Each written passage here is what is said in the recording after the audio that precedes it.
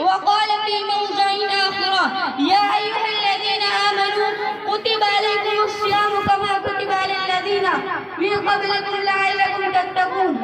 وقال إن في الجنة بابا يقال له ريان يدخل منه الصائمون يوم القيامة لا يدخل منه أحد غيرهم.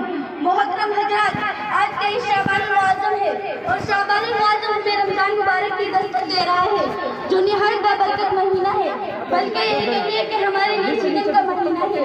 اس لیے میں مناسب سمجھتی ہوں کہ آپ حضرات کے سامنے رمضان المبارک کے استقبال میں چند باتیں عرض کروں.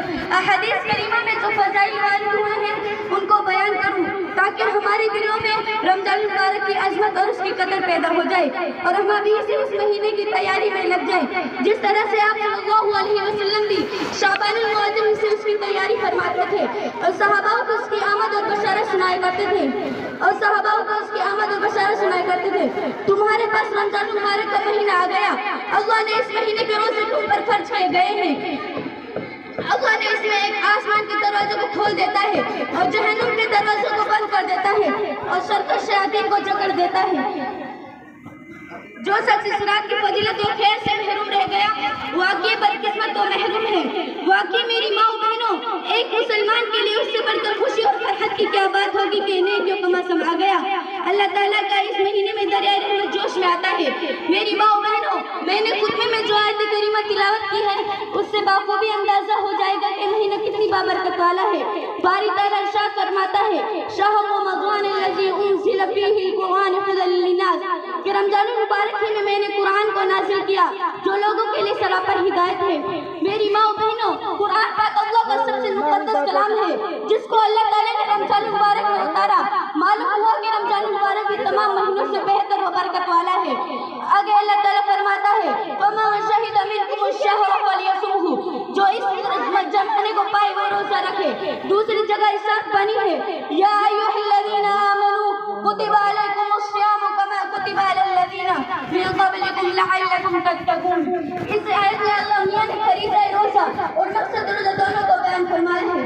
اے ایمان والو، تم پر رمضان مبارک کے روزے فرض کیے گئے ہیں جیسا کہ پہلی امتوں پر فرض کیے گئے تھے. اس وجہ سے یہ ہے کہ لعلکم تتقون تاکہ تم پرہیزگار بن جاؤ اور تمہارے اندر تقوی کی صفت پیدا ہو جائے. اگر معلوم ہوا کہ کھانا پینا اگر خدا کی رضا کے لیے چھوڑا جائے تو اس سے روحانی ترقی ملتی ہے. حضرت موسیٰ علیہ السلام نے 40 روز خلق میں رہ کر روزہ رکھتے تو تورات ملی. حضرت عیسیٰ علیہ السلام نے 40 روز خلق میں رہ کر روزہ رکھا تو تورات ملی.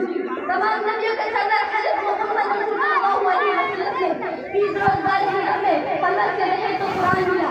اس سے معلوم ہوا کہ روزہ اپنے اندر بہت سے مقاصد اور روحانی راز رکھتا ہے جن کو اپنا اور پورا کرنا ہر مسلمان کا دینی فریضہ ہے. آپ صلی اللہ علیہ وسلم نے صحابہ کو ایک جامع خطبہ ارشاد فرمایا جس میں آپ صلی اللہ علیہ وسلم نے رمضان مبارک کے فضائل بیان فرمائے. حضرت سلمان فارسی رضی اللہ تعالی فرماتے ہیں خطبنا رسول اللہ فی آخر یوم من شعبان کہ ماہ آخر شعبان کی آخری تاریخ کو آپ صلی اللہ علیہ وسلم نے ایک خطبہ دیا جس میں آپ صلی اللہ علیہ وسلم نے فرمایا کہ اس مہینے کی ایک رات سب قدر 1000 مہینوں سے بہتر ہے. میں اپنی تقریر کو انہی باتوں پر ختم کرتی ہوں. وآخر دعوانا الحمدللہ رب العالمین. السلام علیکم ورحمۃ اللہ وبرکاتہ.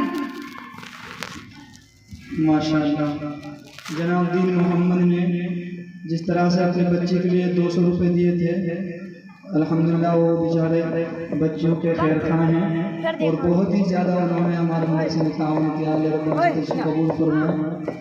باقی جو ہے اس بچے کے لیے انہوں نے 50 روپے کا انعام دیا ہے. اللہ رب العزت قبول فرمائے. یہ بچہ آ رہا ہے